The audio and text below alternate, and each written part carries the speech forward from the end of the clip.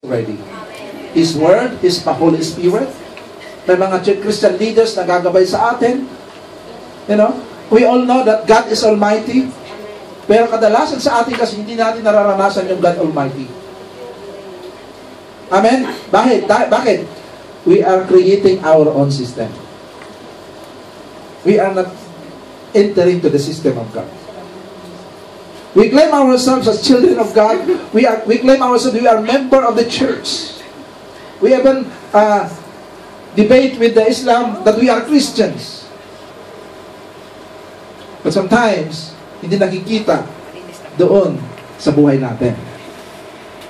Salamat sa Panginoon, sapagkat dito sa Hong Kong, dito rin ako binasag ng Lord. Akala ko noon, marami na akong alam. Akala ko noon, marami na akong karanasan. Pero dito ako binasag ng Lord sa kalooban ko. Until I realize, marami akong natutunan sa mga Chinese dito. Amen? Kaya mga kapatid, huwag ninyong kaligtaan. Kailangan maayos yung takbo ng pag-iisip. Hindi ko sinasabing hindi maayos yung takbo ng pag-iisip.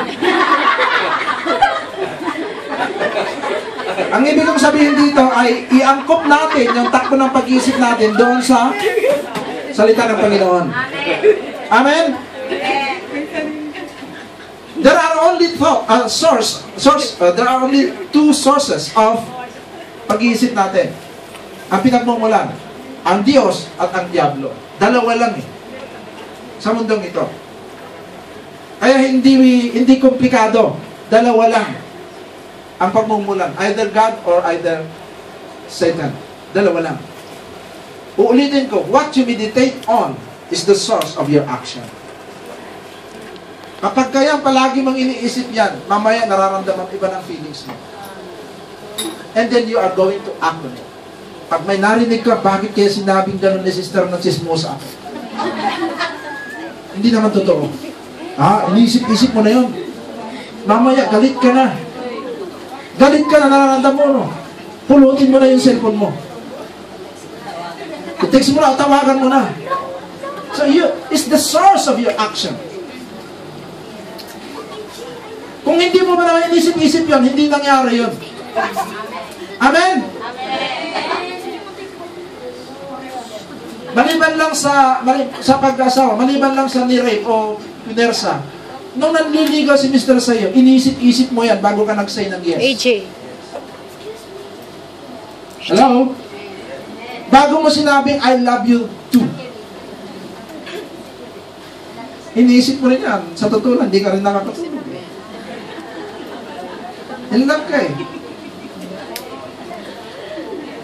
mahirap lumayo tayo sa ating pamilya para lang magkaroon ng pagbabago. Amen? We sacrifice.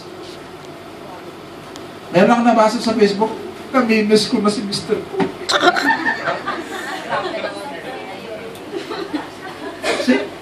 Kahit alam mong miss na miss mo siya, we sacrifice. Bakit?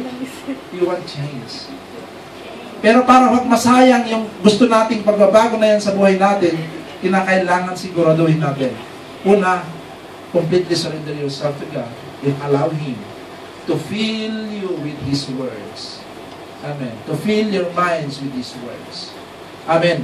Hindi sinasabi dito, mga kapatid, na mula Genesis hanggang Revelation, i-memorize mo. Amen.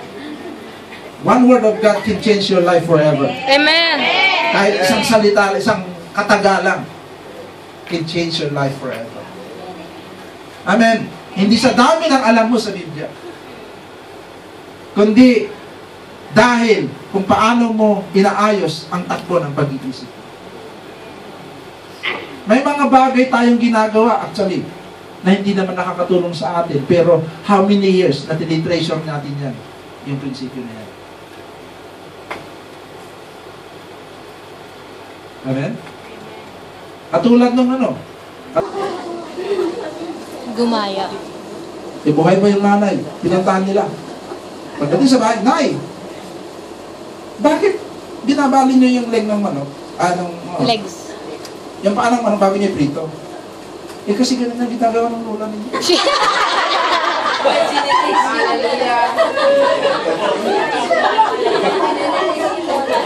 buhay pa yung lula. Pinuntahan na ng lula.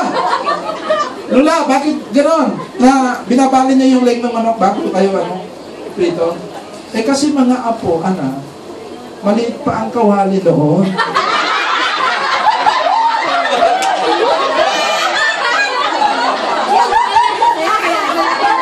Sinusundan yung proseso na yun. Hindi naman nila alam, pero hindi naman nakakatulong sa kanila.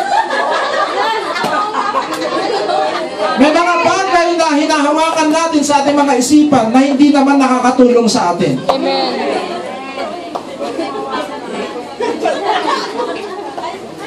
Ini-embrace natin.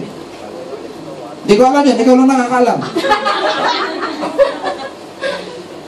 Dahil may sentimental value sa'yo, hindi mo nabibitawan. Dahil na-inlove o maaring mahal na, naging bahagi na sa buhay mo yan, hindi mo mabitaw-bitawan. Pero hindi naman nakakatulong para sa iyong kinabukasan. Have the courage to disconnect yourself. Have the courage to give up that one. Amen? Amen. Ang salita ng Diyos sinasabi dito na it's very clear. Iwalay natin yung sistema na ginagawa natin sa sistema ng mundo. Now, we all know that the key for this change that we are talking about is the renewing of the mind. How to renew the mind. Parang sa